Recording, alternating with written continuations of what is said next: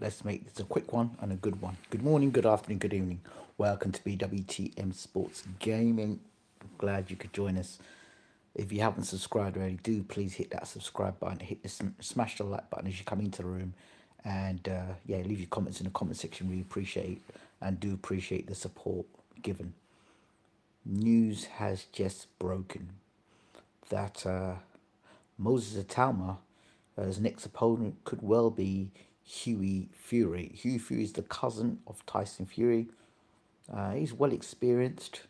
He's fought some of the best fighters in the world. He's come up just short, and he's had been dogged with illnesses over the years. But it's a big guy, big, good boxing ability, good boxing skills, tall, long, lanky. Never been stopped, never been dropped. So he's good, teak tough, fight anybody. Um, an interesting fight though, as to why, obviously, for Itauma, it's an opportunity to fight an experienced heavyweight that obviously they're looking for rounds. That's why they would take the fight with Hughie, because Hughie's never been knocked out, he's never been stopped. And Itauma's not going to walk out there and blast Hughie Fury out like Dillian White did. And Hughie Fury's going to want to come with some ambition. He's not going to want to get beat by Moses Itauma. That's what I'm thinking. So obviously it's rounds they want. Hughie Fury's got a good jab. He's got a good jab, good right hand, good boxing. But I'm not sure how good he does against southpaws, and that's the first thing that comes to my mind. And I have to go back and see how many southpaws Hughie Fury's fought. I know he was a top amateur, Hughie, so of course he would have fought some. Assalamu alaikum, wa alaikum salam. He would have come across some opponents in his amateur days. I don't know how many southpaws he fought. I'm trying to think of the guys Hughie Fury's fought. He seems like they're all right-handed. Povetkin, Parker, who else? Pulev. Who was Hughie Fury fought? That's southpaw. I don't think he's fought any southpaws. Not as a pro anyway. Not anyone he legit. Like, I don't know any southpaws Hughie Fury's fought. And that's the thing in itself. So he would be, in terms of Itauma, they're looking at a guy, well, he hasn't fought many southpaws. Don't know how good he is. And some guys' kryptonites can be the southpaw because they don't see the left hand coming. But it's a good fight. It's a healthy fight. I don't know the last time Hughie. I think he fought recently. Hughie fought Fury. Again, I have to go and check that.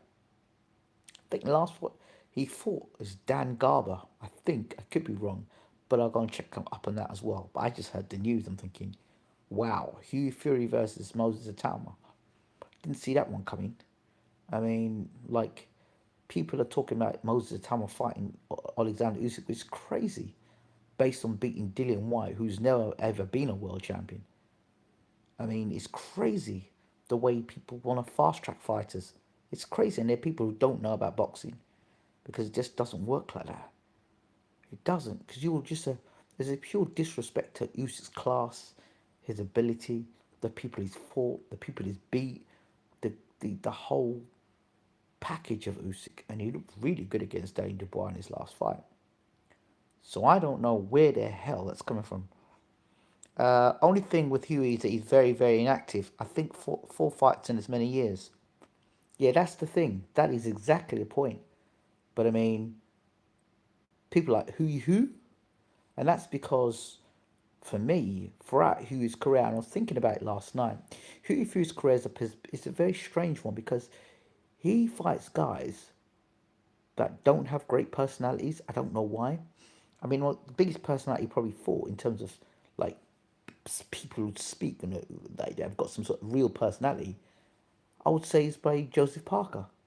But even then, Joseph Parker wasn't the guy that he is today. Joseph Parker was a character, yes. He is a character, but he's not. He's not. He's not.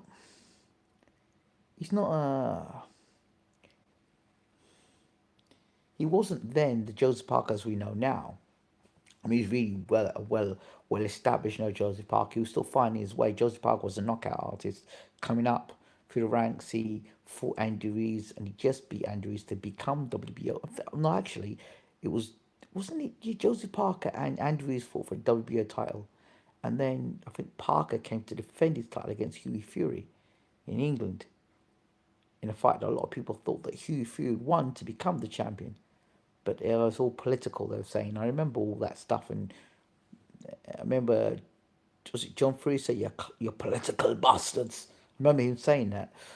And I understand what he was saying, but now looking back at it and thinking about it, I think, I get what you're talking about here. See, Parker went on, WBO champion, and made his defense against then Anthony Joshua, and Joshua beat him to be unified. I do believe that was the case. I could be wrong, but I think he went and fought, Parker went and fought Joshua after that fight. But anyway, so Hufu's never fought anyone with a real personality. And yet again, he's now fighting Moses Itauma, who's not really out there. He's not that type of guy that does a lot of talking. He's not a quiet guy. So Hufu really, I would rather, if I was managing Hufu's career, personally, I would have had him fight something like Jarrell Miller. Somebody's gonna who's gonna rattle a few feathers. Somebody's gonna say a few things controversial. Huey Fury's never had really anybody in his career like that. If you look at his record and the guys he's fought, I won't say even nice guys he's fought, but he's just fought guys with they're not they don't bring any character. So so his fights are kind of like he fights, but the people who he fights against, no disrespect to their ability, Pulev, Povetkin, they're great, good fighters, right? But they don't have personality. That's really, I think, why Huey, to me, hasn't sold the way he should have done. I guess he's the cousin of Tyson Fury. I get all that, but I think he's a good enough fighter in his own right.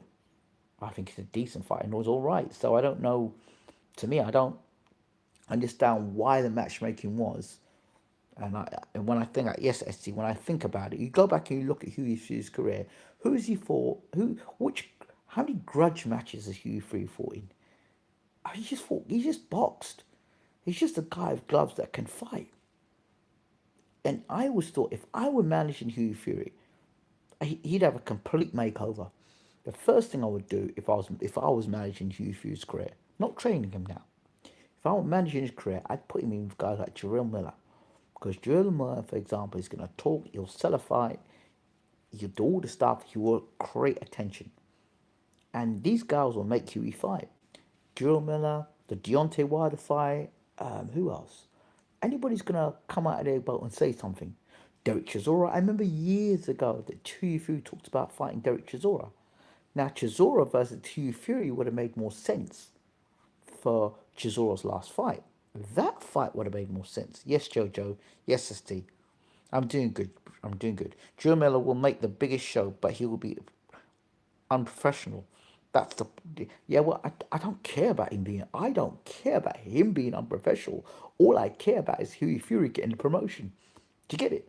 So even if he's unprofessional, that would be the him being unprofessional would be the brightest spark in Hughie Fury's career. He's been British champion what twice, and nobody cares for him. And that's because his profile hasn't been built the right way. I'm not saying he can't fight. I can't say he can't box. I think he can. I think he can fight. I think he can box. But he's just been under the radar because of the kind of opponents he's fought. Has gloves, will fight. Do you think it's too late to make it a pro in boxing at the age of 20 years? No, I don't. Depends what weight you're at though. I think if you're a heavyweight, you've got more of a chance because obviously the heavyweights don't have to keep pulling weight up and down all the time. Do you understand? That's why heavyweights last longer in their careers because they don't have like the lightweights and these middleweight guys that are keep dragging their body down from higher weights come lower weights. That's where all the wear and tear goes, blowing up between fights. Roberto Duran did it a lot, you see. But if you can, I think, if you can, and in this game, it's not a long man's game anymore. And this game, Ade Adedipo said the other day that boxing is a young man's game. I would strongly disagree. I think boxing is a mature man's game. If you look at the top fighters, Usyk, Fury, Crawford, Canelo, they're top four fighters already. They're not young guys. I could probably keep going through the division, look at guys who are 37, 38, 36, 35 that are top fighters, you know. So, yeah. You're welcome, Joe. No problems. I think age is a state of mind. I think if you're around the right people, I think if you're the right people and you're around people who cut your best interest at heart, Joe, then to me, I think you're old enough, you're good enough. So yeah, for me, so I wouldn't, I really wouldn't go too much into. I don't ask this question. Was going to put this here. I wouldn't really worry too much. Oh, start your Q and A's there. I really wouldn't worry too much about that.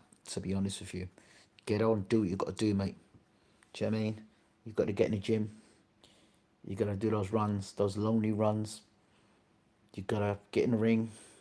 Sometimes you don't want to be in the ring, and when you're getting punched up in the ring, you know, if you want to be there, you don't want to be there. Simple as that. What's next for Bivol? I don't know yet. I'm not focused on Bivol. The conversation tonight is about the two heavyweights. Bivol can wait. So, sorry. So let me go back to where I was. So Hughie Fury fighting Moses Itauma is, for me, it's a bizarre one. Hughie Fury versus Derek Chisora. That's the sort of fight Hughie Fury would have. It's good. Hughie hasn't fought for a little while. Derek is on his last fight of his career. Why not? But if I couldn't get Hughie Fury versus Chisora, then Chisora versus Pulev. So that tells me now that Chisora could be fighting Pulev for the WBA title. There was talk about Michael Hunter fighting Itauma. I wouldn't have taken that fight. So Itauma versus Hughie Fury is a good fight. It's a good fight because Hughie's not been knocked out. He's not been stopped. He can box. He's got a good jab. He's got a good straight right hand. But can he box southpaws? And is Itauma's speed getting an issue here? I think if Hughie Fury beats Itauma, he will be on the map since everyone hypes up Itauma so much. I agree. I agree. I was thinking it today. I was thinking to myself, do you know what? If if if if Hughie Fury can beat Moses Itauma, people say he's a hype job. But at the same time, people will start to notice who Hughie Fury is. So I think it's a good fight for Hughie. I think it's a good fight if he's. But this is where I see where I think they will probably have the advantage of Hughie. Hughie's a big guy. He's tall. He's long. He's 6'5", 6'6", and I've been close in camp with Hughie Fury. He's a very talented fighter. Questions are for me: how much does Hughie Fury want to be in boxing? How much of the motivation is his own motivation? I haven't spoken to you in years, neither his father, Peter, and that's just been just how life has been. Nothing personal or anything. I've been in another country for 3 years plus, so I haven't had a chance. So, Hughie Fury, does he still want to box? Right? As much as Daniel Dubois, does he want to box? These are two guys that you question if they actually want to box. Their fathers may want them to box, but do they want to box? It's interesting. Hughie Fury and Daniel Dubois. Both guys are fighting. I'm not saying Peter pushes Hughie into fighting. I don't. I think Hughie's his own man, but sometimes we do things to please our family members, our parents. I don't know if that's the truth, and it's right or it's wrong of me to suggest that he is, but I don't know. Sometimes we put ourselves in positions because we want to please our family members to the detriment of our own health, and yeah, I'll leave it as that. I don't know, but then I know that Peter would obviously wants his son to do well and be successful, and he's got all the tools there. It's not like Hugh Fury can't box or Hugh Fury's trash. I don't believe that. I think he's been caught up with injuries. He's been caught up with this illness. This illness he's had for years. But I don't know if those are illnesses that are triggered by I don't. The word's not mental health. Well, I guess it does come under mental health because you can have certain stress. illnesses that if you're triggered by stress, then you can get stress, you can get sort of ailments through that. So maybe the stresses of boxing or the pressures of boxing have caused Hughie to get into the illnesses that he's had. Could be, I don't know. I may be looking too deep into it, but there are people that when they're extremely stressed, their body reacts in a funny way. That can have all sort of manifestations in a person. Hughie doesn't want to fight. Let's be real. His heart isn't in it. That's the thing. And if his heart isn't in it, then I can imagine a conversation with him and his dad would be like, "Look, mate, if you're not serious about your sport or you don't want to be in this boxing no more, listen, then get the biggest fight you can and pack it up because this is not a young man's game. Or pack it up. This is not a game for to play games. So if you want to be serious about this sport, then you take this fight against Itauma." I can hear sort of conversations like that in the corridors of in my imagination. That is like, if you want this fight, then you know what, you fight Itauma or you take a big fight on. No more pissing about fighting guys that you spend 8-10 weeks in camp to fight a bum. Why? Or a guy that's not up to your standard. Listen, fight somebody decent. The Itauma fight, Itauma's looking for an opponent. Hughie Fury's there.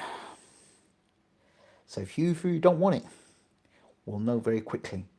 The thing is, the things we look about Itauma that he does have to his credit is hand speed and footwork. It's the hand speed that got Dillian Whyte off. The hand speed, and we know that I won't say Hughie Fury is slow of hand and foot, but he's not. He's not a guy that bounces around the ring. He's a guy that's very much flat-footed. And somebody flat-footed like that, I can see Tama spinning him and catching with shots that he didn't see coming. And it's those shots that knock you out. How good do I think Itauma is? I think out of 100%, I think 60% of it is hype. And then 40% is Moses Itauma. 60% is hype. 40% is Moses Itauma. How good he is, I want to know how good this is. I need to know how good that is. If this is no good or this is no good, that's how good Moses Itauma is. When people sit down, they talk about Moses Itauma, and if you really sat down in a room where these people think Moses Itauma is the second coming of Muhammad Ali, Sugar Ray Robinson, Mike Tyson, Sonny Liston. If you sit down in a room and actually sit down these people and ask these people a question, outside the hype, what has Moses Itauma showed you that makes you think that he could be in a ring with Alexander Usyk tomorrow? Right? And makes you think he can beat Alexander Usyk. In all the opponents Alexander Usyk has fought, in his CV of fighters he's fought and beat convincingly, what makes you think, what warrants the idea that Moses Itauma can beat Alexander Usyk? Which fight do we look at and say, yeah, he beats Alexander Usyk? Because he's going to get hit. He's going to get hit. He's going to get nailed. If he makes mistakes, he'll get countered. And if he's gassing after 6 rounds, then, Itauma's shown no weaknesses, and he's younger than Usyk. He's shown no weaknesses. Okay. So then, let's put this under a forensic microscope just a little further down. Who's he thought to bring out weaknesses? I would beg to differ. I think he has shown weaknesses. I would beg to differ. He fought a guy that would look like Mr. Blobby. And the size of that guy, listen, Moses Itauma went 6. Moses hasn't stopped everybody. That's another fallacy. He has not stopped everybody in his career. The Dillian Whyte fight, of course, he stopped him with Dillian Whyte, but I'm sorry. At least when Joshua fought Dillian Whyte, Whyte was unbeaten.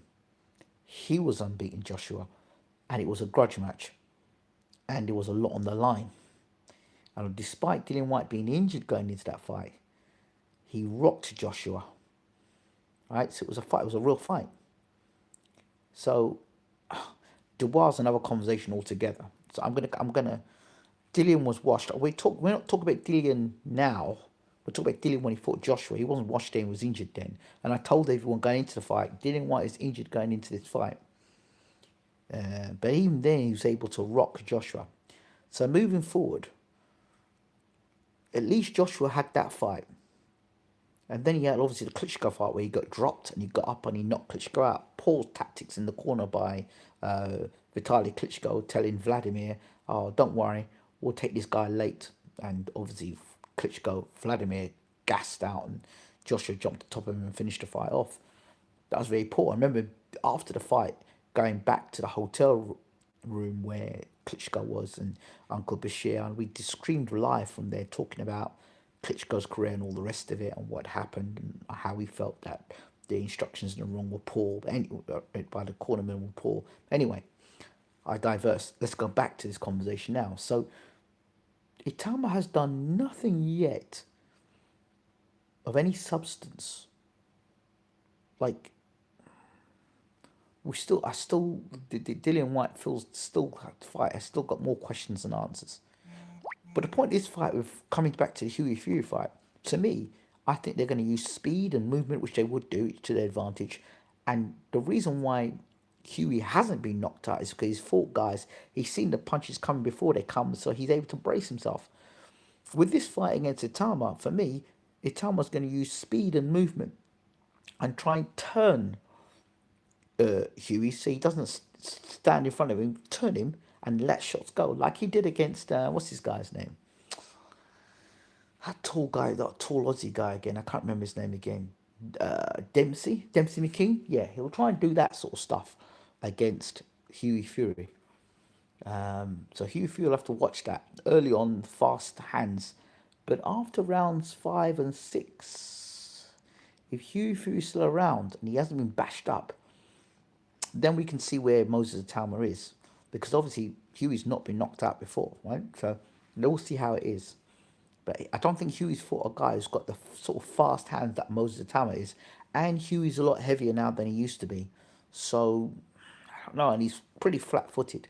So you can see why they would take. I'm thinking why they would take the fight, and he's been inactive, so he won't be as sharp as he would be had he fought 3-4 fights this year. So I can see why they take Hughie Fury on. So Hughie Fury versus Hughie Fury versus Moses Itauma is being lined up, so I understand. Now on to Humpty Dumpty. Daniel Dubois is going to be fighting against Frank Sanchez. Absolute madness.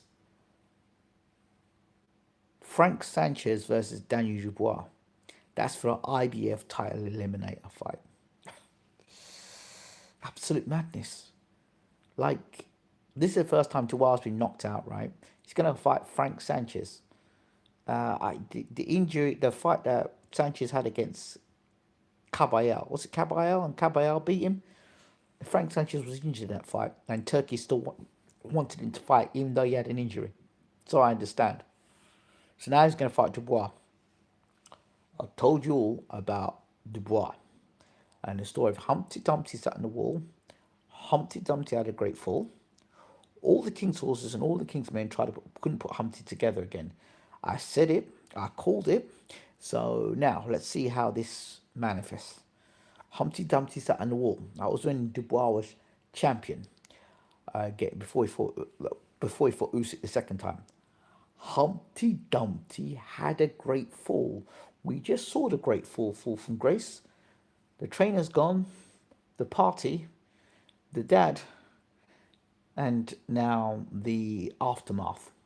All the king's horses and all the king's men couldn't put Humpty together again. So now they've got a new manager in place. They're going to have a new trainer in place. They're going to have a new team in place. Let's see now they can put Humpty together again, because Don Charles had a great grasp on what was necessary for Daniel Dubois. And for a guy like Daniel Dubois, consistency is important. He needs stability. He needs consistency.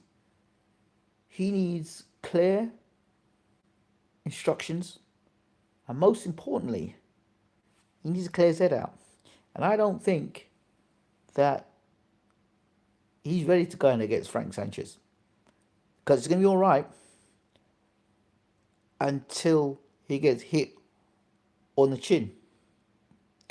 And then all of those reservations are going to come back again. I warned everyone about his Usyk fight. I said Usyk's got something waiting lined up for him, and he's going back in the ring with another southpaw. He's going with another southpaw. So unless Daniel Dubois has got some serious modifications to his boxing, Sanchez is going to hit him with similar punches, because he's going to walk onto the shots. He's wide open. He get hit with straight left hand, straight down the middle, straight down the pipe. So let's see here. Every fighter has a bad day in Grim. Let's be fair. 95% of his fights, he's been dominant. But Caballero's a bad man, not most avoided heavyweight at this time. Listen, I was talking about Caballero back when Fury wanted to fight him. And I said, Hughie, Tyson Fury, avoid Caballero. So nobody needs to tell me about Caballero. I've been talking about Caballero before Caballero went on this run. Back in the days after he beat Derek Chisora, Caballero is a dangerous heavyweight. Very dangerous. I told everyone, Caballero's going to beat the crap out of, what's this guy? Zhang. What happened? And this guy who Dave Allen's fighting next week. Same thing. Same thing happened. Same thing happened. I said Caballero will destroy him. And he did. Frank Sanchez, people forget Frank Sanchez is a very good fighter. He was injured when he went and fought Caballero. He was injured. So if Daniel Dubois is going to come out rushing against the southpaw of Sanchez's ability, think again. I don't think this is the fight that he really wants. He smoked Sanchez. All right, mate. Well, fair enough. And I agree, Ricky. Caballero will be the next big-time boxer. Will be a champ soon. Yeah, he will be. He'll definitely be a champ. Frank Sanchez is a problem. Frank Sanchez is a big problem for Daniel Dubois. I don't know if he's recovered from his injury, but he's a problem.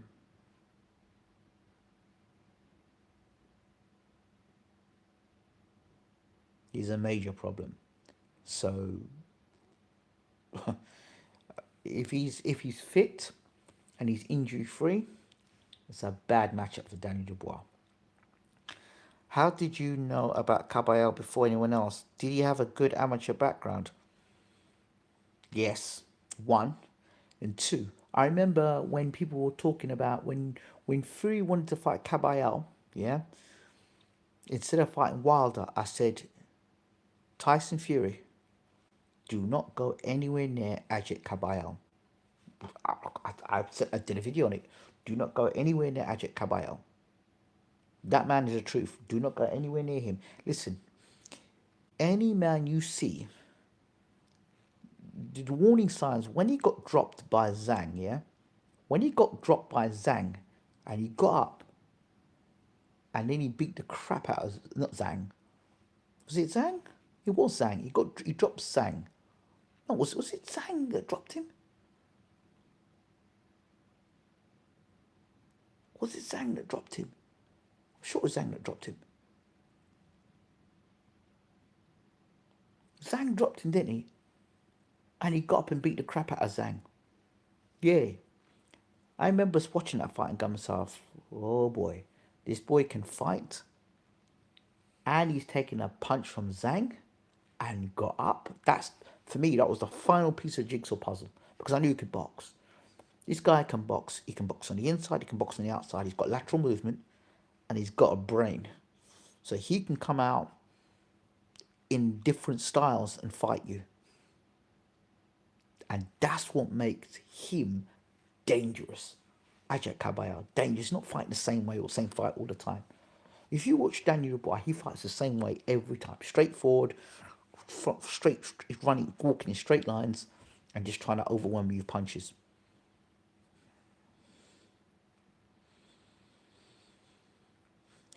that's why the promoter Swerve Caballero, Turkey needs to step in. Of course, but uh, Zile Zhang is done out here. No good anymore, unfortunately. His last fight will be against Bakoli. Two big old heavyweights slugging it out. I, I, I, I, I would be very careful to dismiss most people in the heavyweight division. The heavyweights are not like the lightweights and the middleweights. There's a golden rule about heavyweights. After 40, they usually mature, right? If they've had careers that have not been wars, right? Heavyweights actually get better as they get older. It's a funny rule, but within heavyweight boxing, different rules apply, right? Because they can end a fight with one shot in the heavyweight division, more so than any other division. And history tells us these experienced heavyweights on any given night can upstage an underdog, a top fighter, any stage. But he got knocked out by Parker, who isn't really a big puncher. But then Bakoli, again, Bakoli, as I said before, he was another guy that got exposed. He got exposed, but Michael Hunter stopped Bakoli, remember? Michael Hunter was punching up Bakoli. Michael Hunter is not a heavyweight puncher. He's a decent puncher, but he's not what you know. He was punching up Bakoli. So from right there and then, you knew that Bakoli's stock was limited. And he hasn't improved since this guy has not improved since the Michael Hunter fight. He still fights the same way, chin in the air, catching punches. So you're going to come in at what, 300 pounds and fight a man like Joseph Parker, and fight, put your chin in the air and not get whacked with over and right. That was called professionalism versus unprofessionalism. That is your perfect. If you want to talk about the difference about being professional and unprofessional, look at Parker versus Bakoli. Bakoli had the name, Parker had the professionalism. So Parker landed. You saw what happened, and Parker would do the same thing with Bakoli in shape, because Bakoli's style is one that just leans to getting knocked out because you fight with your face and not with your gloves. So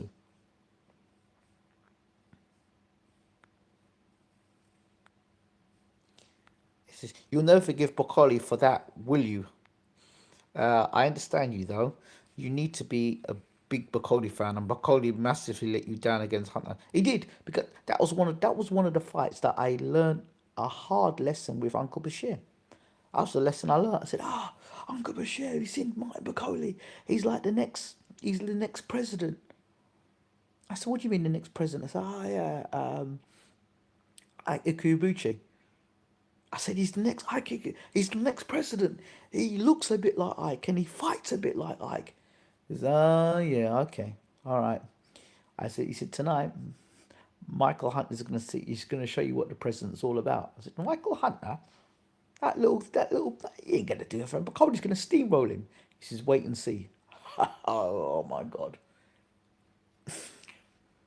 After that fight, I mean, I've won a few fights afterwards. To be fair with Uncle Bashir, so yeah, he's made a good student of me. So yeah, no, he's not forgiven for that fight. Sorry, he's not forgiven for that. And then he's gone and put that fight on against Parker. No, unforgivable. Sorry, unforgivable. Somehow, though, Bakoli beat Anderson. Though, how did he manage that? Because Anderson was damaged goods. I mean, flipping Charles Martin almost knocked Anderson out, but he held him up. You look at the fight carefully, Charles Martin would have finished him off. And that's a good. Charles Martin's a good fighter, you know. He's a good fighter. On that comeback, I think first of all, I think he threw the fight against Joshua, but I think Charles Martin's a damn good fighter. A damn good fighter.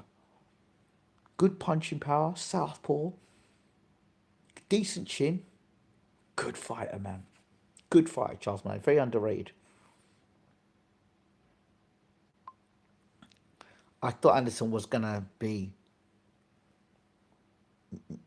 Now it's. I had high hopes for Anderson. I had high hopes until he fought Charles Martin. That's the thing. And that's what I talk about Itama. Itama's one of these guys that he needs to be careful who's fighting. Because any one of these guys now can pick him off. Any one of these guys can pick him off. Because he hasn't gone imagine going late in a fight with a guy who's got better stamina than you. You might have all that hand speed and blah, blah, blah, blah, and then like say rounds 8 and 9, 10 rounds, your gas tank is out. And then the guy who you thought you were going to blow away in 2, 3 rounds is still there. He's chucking punches back. And that sheer exhaustion, you get knocked out. This is the sort of things that can happen because a guy has not gone the distance against a good opponent.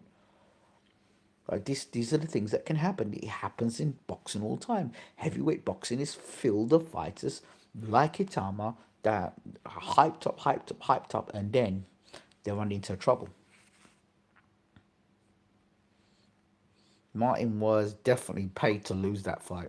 Oh yeah, oh yeah, oh yeah. I like Bacardi. He could have been the real deal, but he had no. But he no disappointed enough. I'm not being funny. I'm really not being funny here, right? How good a trainer is Billy Nelson? I'm not being disrespectful. How good a trainer is Billy Nelson? Does Billy Nelson train Martin Bakoli? Is Martin Bakoli train himself?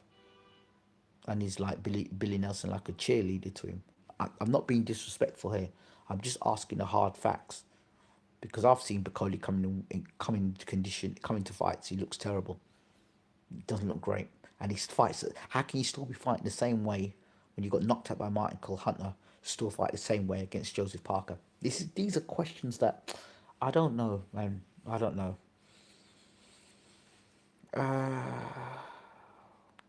Another guy, see, here's my. I tell you a good fight for Moses Atama. I tell you a really good fight for Moses Atama. A man by the name of Carlos Takam. That's a good fight for Moses Atama. That for me, if I'm a matchmaker, I stick him with Takam. Takam just fought. I think he just fought the other night and he beat Tony Yoka. Takam, I think, or was that an old fight? Carlos Takam. Yoka's trained by Don Charles now. Carlos Takam is a dangerous guy. He's the kind of guy that on any given night he could cause problems. Carlos Takam. Does Bakoli get better with Don Charles? You have to take, at some point, you have to move the trainer out of the equation and ask about the fighter themselves and their mentality. Can Martin Bakoli be trained? Is he trainable? Like, can he be trained? Is he the type of guy that's going to listen to a trainer, or is he the type of guy that thinks he knows it all and is unable to access new information?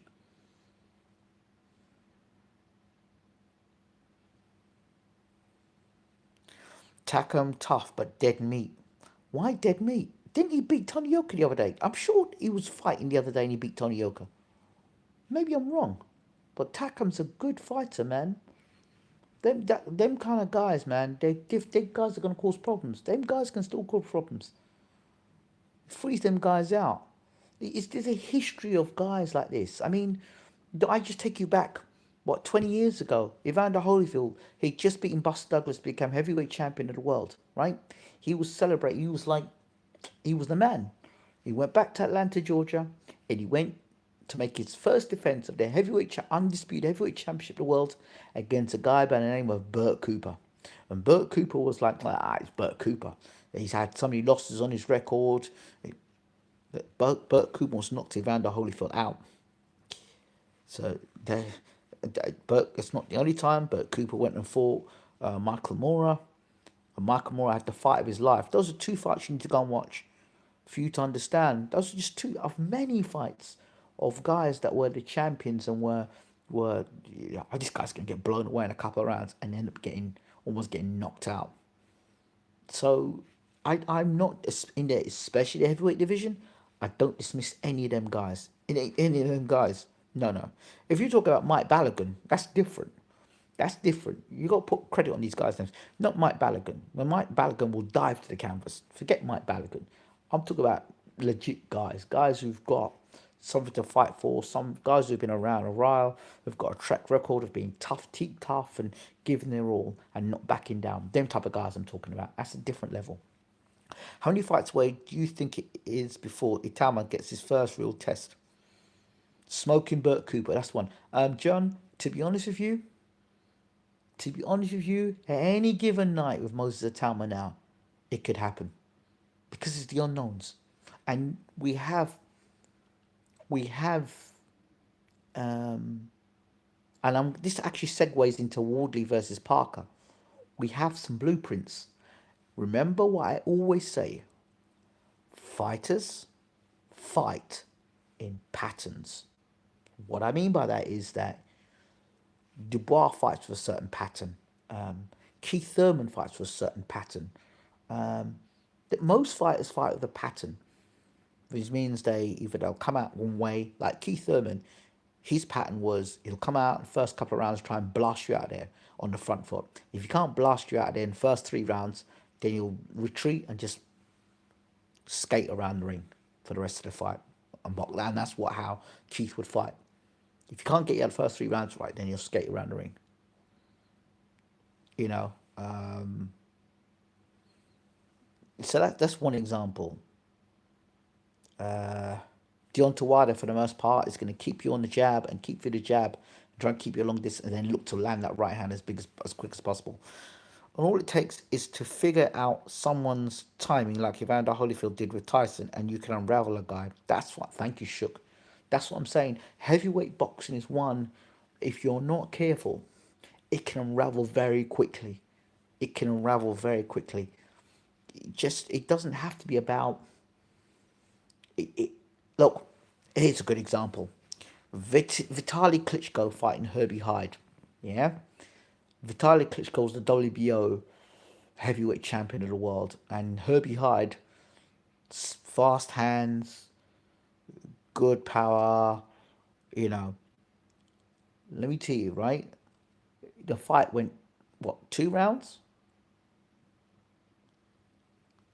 Vitaly just tapped that chin once and Hyde hit the canvas. Bear in mind, Hyde had been in there with guys like Riddick Bowe and the likes. That's what I'm trying to say to you. It's one tap. Frank Bruno was on his way to through the heavyweight ranks, and he fought a guy called Jumbo Cummings. Yeah, yeah. You used to watch midweek sports special or sports night on BBC, and that was the Bruno years. So Bruno was on his way to becoming heavyweight champion or fighting to become champion. I think Bone Crusher Smith was their heavyweight champion. And Frank had went through the ranks knocking out guys we didn't really care about, but he was doing it devastatingly. And then Frank came against a guy called Jumbo Cummings. And Jumbo Cummings hit Frank Bruno with a right hand, yeah? I've never seen. The only other person I've seen like that is Nathan Cleverly. He hit Frank, and Frank was asleep in the middle of the ring. Frank was like, that's it. She had to carry Frank back to the corner and revive him. That was Frank's first real test. And this is my point. His first real test. And they were panicking in that corner, trust me, because Bruno was like their bread and butter. Mickey Duff. Mickey Duff, Terry Lawless. Yeah. So Frank went on, he won the fight in the end. But that was the warning sign that maybe this isn't as good as we thought it was or it could be. And it wasn't too long after that fight, Frank was throwing everything in the kitchen sink at Bone Crusher Smith. And then Bone Crusher Smith started throwing his own punches back and knocked Bruno out, I think in the 10th or the 11th round of their World Heavyweight Championship fight.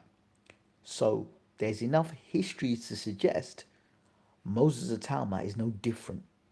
And the way I see him carrying himself at the moment, no, not me. No, I'm not. I'm not putting any money on that horse at the moment because I'm seeing things in his behaviour that I'm very questionable about. The first thing is they're asking questions about his chin, and he's trying to evade the questions. That you even know if you've got a good chin or not. You know if you've got a good chin. And the type of guys that want to put him in rings, I'm just watching. If you're protecting glass, you'll know if a guy's protecting glass by the type of fighters he fights, i.e. guys who are not noticed as big punchers.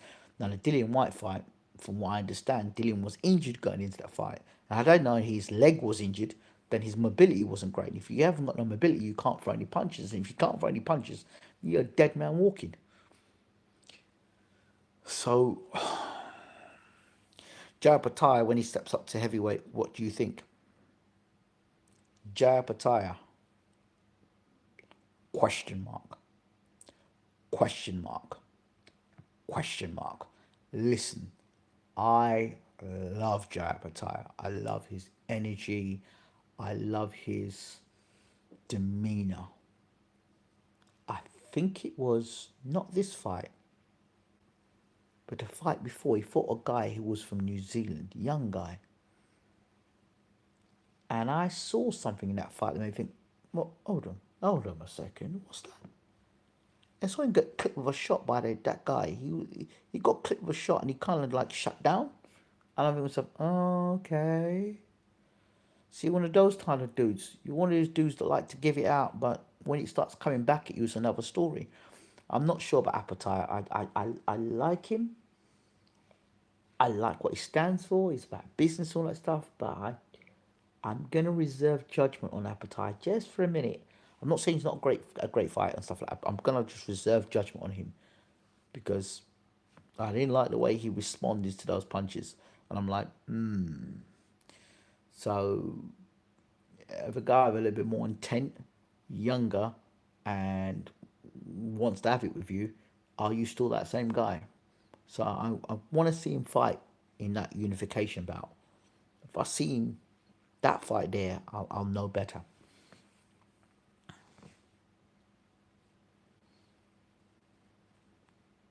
Moses ain't been chin checked yet. That's my point. If you ain't been chin checked, because I don't want to be watching you in a fight where your chin's not been checked and you get chin checked and it's the end of you in a world title fight. Because I like, there's certain things you've got to do. Listen, it's like anything in life. If you do your driving, it's like doing your driving test, yeah, and you're not suddenly having to put the brake on, and like you say, I did my driving test, and I never had to use the brakes in an emergency, and the likelihood of it happening is unlikely, and you get on a road, and suddenly somebody runs across the road, and you've got to pull the brake. How do we know when you're going to pull that brake with any confidence? How do we know? But boxing's different. No, boxing's not different. We don't know until it happens.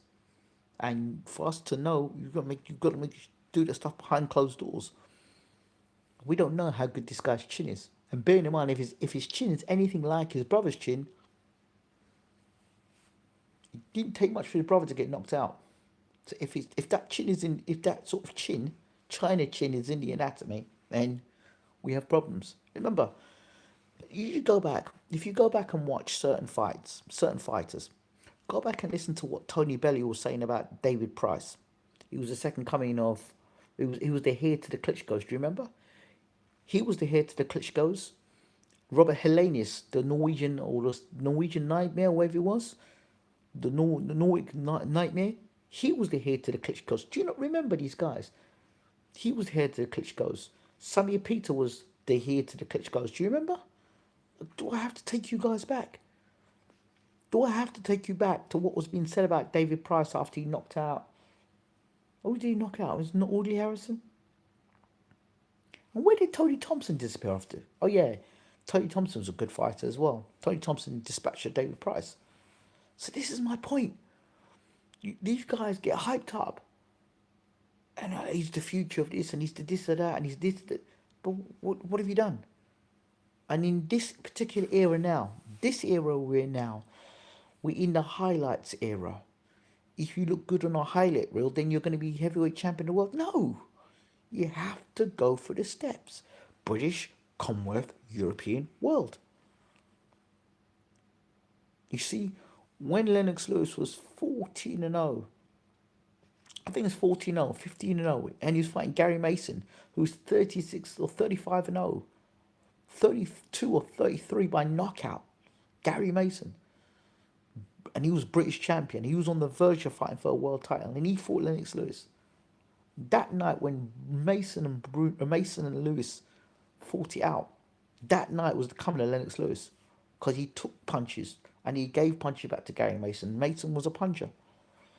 Then he went in against Razor Ruddock and he blew Razor Ruddock out. We knew, right, this guy can punch. This guy can punch. Then he had his fight against Tony Tucker. Tucker hit him some good shots, backed him up against Rhodes. Lewis fought back. Then we have, let's go pushing later on after the McCall knockouts and stuff, his big fight against Ray Mercer. A war. So we knew that Lewis could fight off the front foot, on the back foot, in a fight, he could have a dog fight. He's ready. Let's go fight Mike Tyson. I've seen the evidence there. Let's see you fight Mike. I'm not saying you beat Mike, but I'm seeing you in a dog fight against a guy who really wanted to have it with you. I'm giving some sort of evidence as to, okay, I've seen this fight. I've seen you consistently fight at a certain level. So now I know, right, I've put these pieces together. Right, maybe you can fight. Maybe you can become heavyweight champion of the world as a matchmaker. I'm thinking myself as a matchmaker or fantasy matchmaker. Yeah, I can see that fight. I can see how you could do that. I can see the logic. You know, but you can't give me any logic with Itauma. Itauma's come from like nowhere, and then suddenly he's like, they're here to the throne. Doing what? Beating who?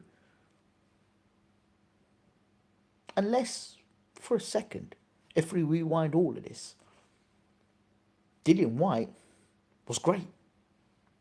Because if Dillian Whyte was great, then I understand why Moses Itauma has been celebrated like the second coming. But if Dillian Whyte wasn't great, why is he being celebrated? But the Dempsey McKean fight? Well, Dempsey McKean was the second coming? Well, Dempsey McKean was the heir to the throne? Well, Dempsey McKean was the number one contender? Well, where are we going with this? I'm just trying to be logical, and a lot of people don't want to hear logic. They just want to listen to hype and get their hearts broken and disappointed. So that's my thoughts on the whole Itauma thing. I know more about Hughie Fury than I know about Moses Itauma at this point.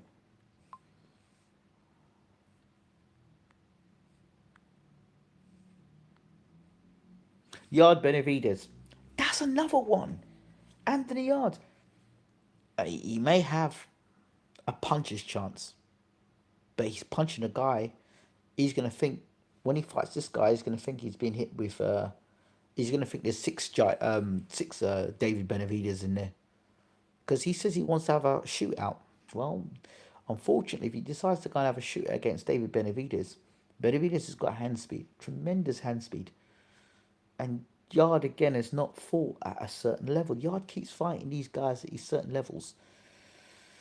Like, under European level. He fights under European level guys. And then when he gets... Then he jumps into elite level. So he's doing it again. He's jumping back against... He didn't even look good against... his last fight against Arthur. He looked terrible against Arthur. He did. Look terrible against Arthur. I personally think that Yarde, for me, is finished. I think he's finished. I do. But who knows? He might pull out a big punch from somewhere and knock Benavidez out. He might just do it. But a young, strong, fit, determined, proven fighter. This is not Kovalev here. This is not Beterbiev here. This is a guy that's young and hungry, and he's got a good gas tank, and he's got blurring hand speed. And Yarde is flat-footed, and he's got zero defense.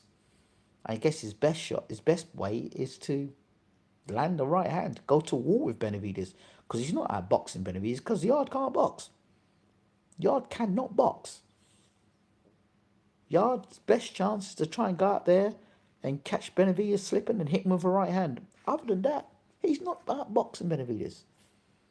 He's not got a better jab than Benavidez. He's not got a better right hand than Benavidez. He's not got better combination punching than Benavidez. He's not got better ring generalship than Benavidez. He's not got better defense than Benavidez. He hasn't put his shots together better than Benavidez. He hasn't fought better opponents than Benavidez. So he's jumping the queue. And he could get seriously hurt in this fight. Because if Lyndon Arthur's causing him problems, then God only knows what Benavidez is going to do to him. I think Benavidez stops him inside the distance. And worse than, I think he'll try though. He'll try and give it a go.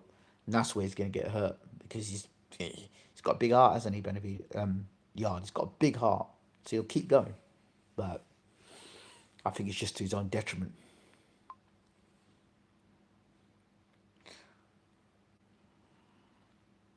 Moses will be unified champion, mark my words.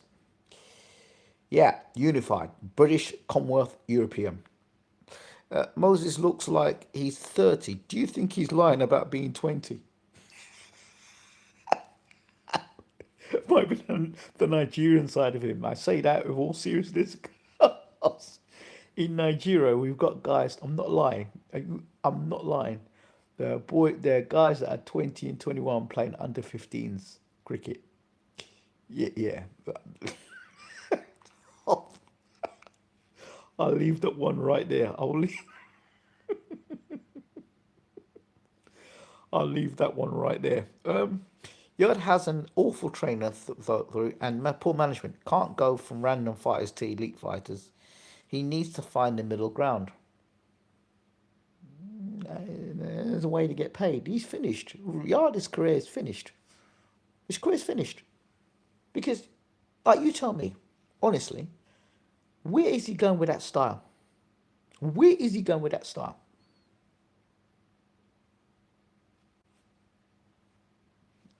Anytime it comes up, and is that style elite? You know, it's just like, but Yarde, he did well in this fight. He gave a good account of himself. He still lost. He gave a good account of himself because he's got a big heart and can punch a bit. He's strong. He's big and strong, punch, and he's got a heart and trains well. But technically, you don't look at Anthony Yarde and say, yeah, he's technically sound. He's not technically sound. He's not technically sound. And anytime you meet anyone technically sound, it gets found out. You can't just bring, big muscles and a punch and think you're going to do well at elite level. You get found out. He was so bad against Lyndon Arthur. Wow. Yeah, he was. That's what I'm saying to you. He's finished. Finished. I mean, I really hope that he does well against Benavidez for his own sake. But his heart and his determination, I hope he can land one that can turn Benavidez lights out. I do. But for every one punch that Yarde throws, and he's still got issues with the jab. Lyndon Arthur was shutting him down with the jab the first fight. So unless our training technique's going to change coming into this fight, or is it going to be same old lines in the camp? Because if it's the same lines in the camp, it's not going to end well. It just isn't. So I've kind of given up with the whole Anthony Yarde's going to be world champion. I would love on the night for him to beat Benavidez, but I'm sorry. Carlos Monzo the best. Right, he might well have been. Carlos Monzo. Which reminds me, who fought Carlos Monzo?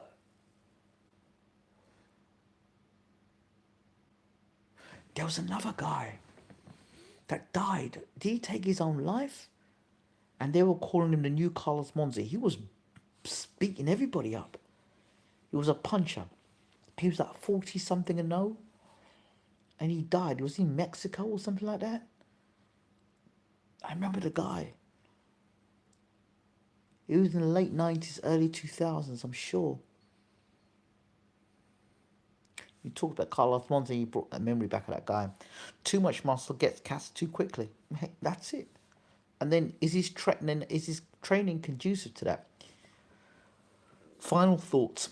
Fighters fight in patterns. I said this before and I'll say it again. They fight in patterns, yeah. And Wardley could get seriously, seriously punched up by Parker. My only concern about Wardley and Parker, for Parker's sake, that he walks onto one. That's the only thing, that Parker walks onto one. If Parker doesn't walk onto a big shot from Wardley, he'll knock Wardley out. And he could do it quite easily as well, because of the way Wardley fights. So we'll just have to wait and see. Right. Don't forget to rate, subscribe, and leave your comments. This is BWTM Sports Gaming. Don't forget to smash the like button before I go. I try and tell you the truth, or my truth. I try and keep away from the whole media promotional crap and try and look at things as they are, not as the media would like me to see it. I've lost too much money in the past looking at things in the way of the media. Sometimes I get it wrong, but don't we all? Have a good night and thanks for watching. I really appreciate you all. Have a good one.